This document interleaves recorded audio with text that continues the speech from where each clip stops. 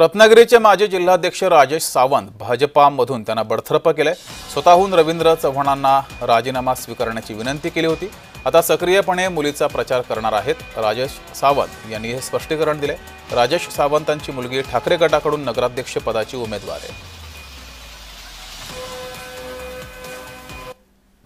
मला जरी साहेबांनी नुसता एक मेसेज जरी पाठवला असता की राजेश तू सदस्यपदाचा राजीनामा दे भारतीय जनता पार्टीचा, तुला आता भारतीय जनता पार्टीमध्ये काम करायला संधी नाही, तरी त्यांच्या एका नुसत्या मेसेजवरून सुद्धा मी आपल्या सगळ्या पत्रकारांसमोर येऊन मी माझा राजीनाम्याचं सगळं सांगितलं असतं।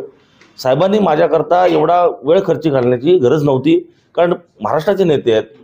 पूर्ण महाराष्ट्रामध्ये 300-350 नगरपंचायतीच्या निवडणुका चालू आहेत। माझ्या नेत्यांना इथं यावं माझ्यासाठी आणि वेळ खर्च करावा असं मला स्वतःला वाटत नाही। आतापर्यंत आज सकाळपर्यंत माझ्या घरावरचा झेंडा हा भारतीय जनता पार्टीचाच होता। मी भारतीय जनता पार्टीचा राजीनामा देण्याच्या परिस्थितीतच नव्हतो, पण पार्टीनंच काही गोष्टींमुळे कदाचित मला बाजूला केला असेल, हरकत नाही, मी पार्टीचा निर्णय स्वीकारलाय। कालपर्यंत मी माझ्या मुलीच्या प्रचारात कुठेही नव्हतो, ना मी त्याचा फॉर्म भरायला पण गेलो वडील असताना सुद्धा, परंतु आज या निर्णयापर्यंत मी आलोय की जर पार्टीनं मला मोकळा केलाय तर माझ्या मुलीसाठी मी आता फिरू शकतो असं मला स्वतःला वाटतंय।